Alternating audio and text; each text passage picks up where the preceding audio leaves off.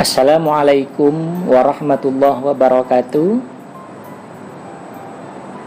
Gimana kabarnya anak-anakku sekalian? Siswa dan siswi SMK Waitasim Surabaya kelas 12 baik program keahlian multimedia AKL dan OTKP. Mudah-mudahan semuanya tetap diberikan kesehatan oleh Allah Subhanahu wa taala, dianugerahkan rezeki yang barakah yang berlimpah. Anak-anakku, untuk pendalaman agama pada kesempatan ini yang akan Pak Ubay sampaikan adalah aspek aswaja, yaitu terkait dengan tradisi Ahlus Sunnah wal Jamaah yang berada di Indonesia.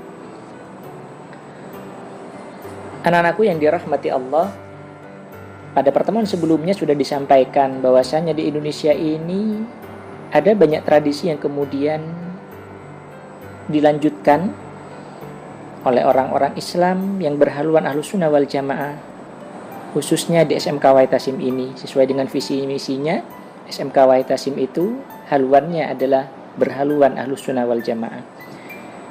Ada banyak tradisi yang kemudian dibiasakan di kita sebagai warga Nahdliyin atau warga NU.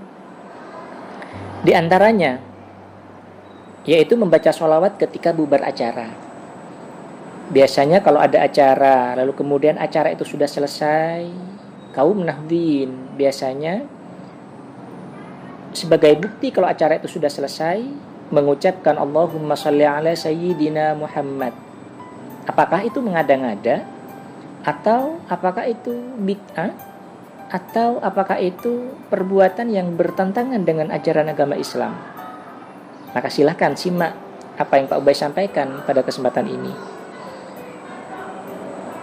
Rasulullah SAW pernah menyampaikan di dalam hadisnya yang berbunyi, An Jabirin anna Rasulullah SAW qala, ma jalasa qaumun majlisan thumma tafarraqu an ghairi salatin ala Nabi SAW illa tafarraqu ala antana min rihil jifah, rawahu Nasa'i. Diceritakan dari Sayyidina Jabir radhiyallahu anhu bahwasanya Rasulullah sallallahu alaihi wasallam bersabda, apabila suatu kaum berkumpul kemudian mereka bubar tanpa membaca sholawat kepada Nabi Muhammad sallallahu alaihi wasallam, maka sama dengan bubarnya orang dari tempat bangkai yang berbau busuk. Jadi tradisi NU, kaum Nahdliyin yang biasa berada di sekeliling kita itu bukanlah sesuatu yang bertentangan dengan ajaran agama Islam. Kalau kita bubar dari acara, selesai acara kita mengucapkan Allahumma sholli ala sayyidina Muhammad lalu kemudian kembali ke rumah masing-masing, itu ada dalilnya.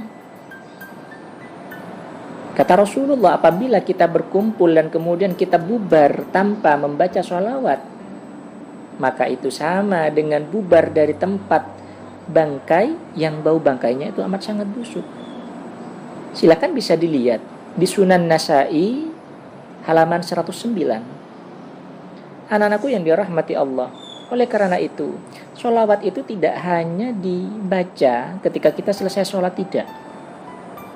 Yang namanya sholawat itu dianjurkan kepada kita dibaca baik di masjid, di musola, selesai sholat, atau kita berada dimanapun, kecuali berada di tempat-tempat yang najis, maka tidak dianjurkan membaca sholawat.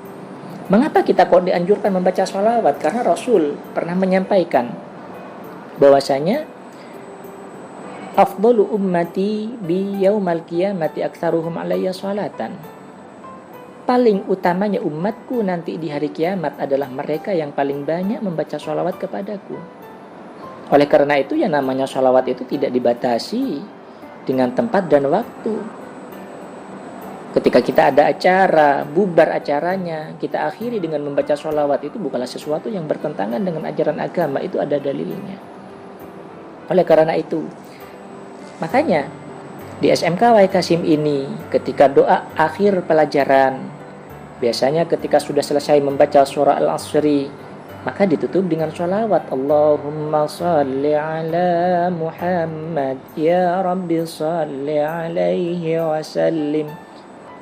Mengapa kok dibatasi seperti itu? Itu karena ada anjuran yang disampaikan di dalam hadis, yang hadisnya itu diceritakan oleh Sayyidina Jabir.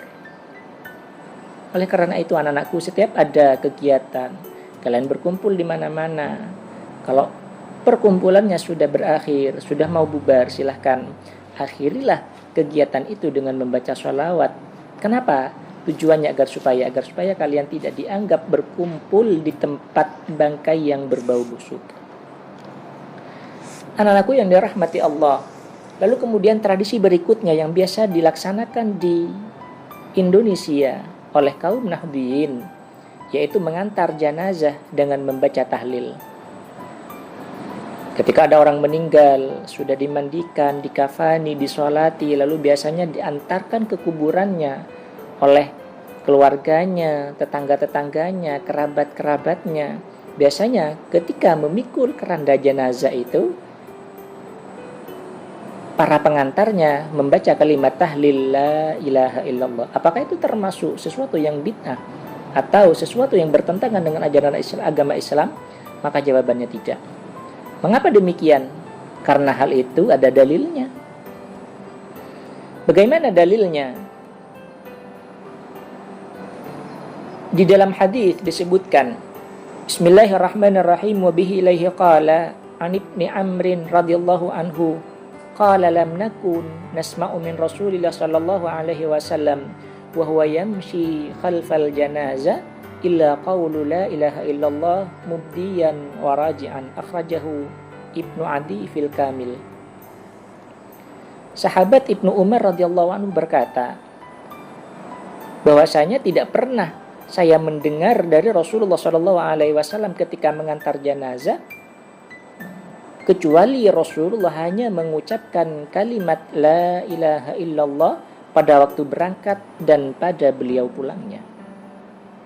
Artinya ketika Rasulullah mengantarkan sahabat-sahabat yang telah gugur mendahului beliau, Rasul itu mengantarkan ke kuburan seraya mengucapkan kalimat la ilaha illallah, berangkatnya ataupun pulangnya. Mengapa demikian? Dengan harapan dengan bacaan kalimat la ilaha illallah itu, pahalanya dihadiahkan kepada jenazah yang akan dikuburkan itu.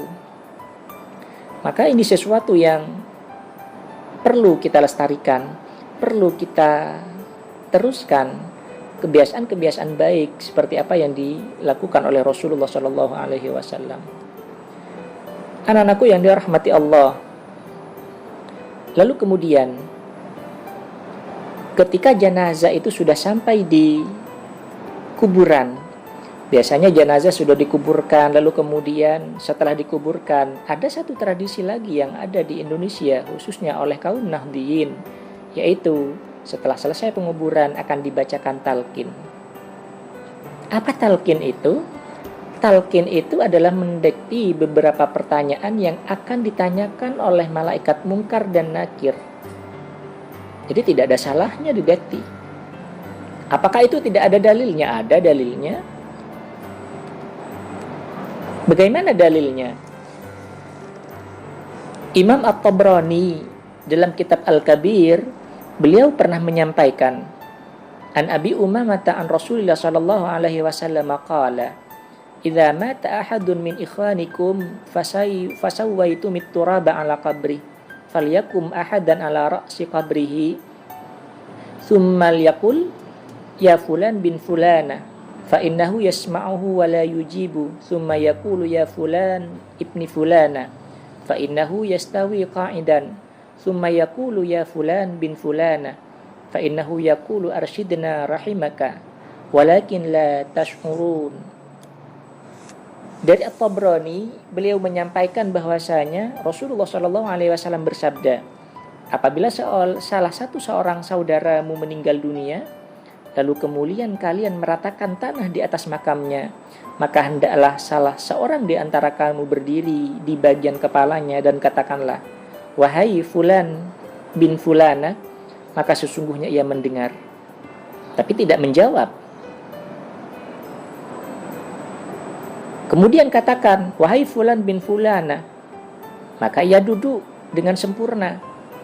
Kemudian katakan lagi, wahai fulan bin fulanah, maka sesungguhnya ia berkata, berilah kami petunjuk, semoga Allah mengasihimu. Artinya, ketika ada orang yang memimpin, mendekti bacaan-bacaan yang akan ditanyakan oleh malaikat mungkar dan nakir di dalam kubur, dengan satu kali mengatakan ya fulan bin fulana, maka jenazah yang ada di dalam kuburan itu bangun mendengar. Ketika disebut lagi ya fulan bin fulanah, maka jenazah itu duduk. Ketika disebut lagi ya fulan bin fulanah, maka jenazah itu, tolong tunjukkan kepada kami, dekti kami, bagaimana caranya untuk menjawab pertanyaan mungkar dan nakir. Makanya ketika ada orang Nahdien meninggal dunia, biasanya ada bapak kiai, ada ustadz yang kemudian membacakan talqinnya. Isi dari talqin itu adalah menuntun, memberitahu beberapa pertanyaan dan jawaban yang akan ditanyakan oleh malaikat mungkar dan nakir. Oleh karena itu, kegiatan talqin ketika ada orang yang meninggal dunia itu adalah sesuatu yang perlu. Dengan harapan, dengan bacaan talqin itu bisa mengingatkan orang yang ada di dalam kuburan, sehingga orang yang ada di dalam kuburan itu bisa menjawab pertanyaan mungkar dan nakir dan mendapatkan kenikmatan-kenikmatan di dalam kubur sampai dengan hari kiamat. Anak-anakku yang dirahmati Allah, mungkin ini saja yang dapat Pak Ubay sampaikan. Kurang lebihnya mohon maaf yang sebesar-besarnya. Untuk kegiatan berikutnya, yaitu akan Pak Ubay sampaikan tradisi-tradisi NU yang lainnya. Terima kasih. Hadanallahu wa iyyakum ajma'in. Assalamualaikum warahmatullahi wabarakatuh.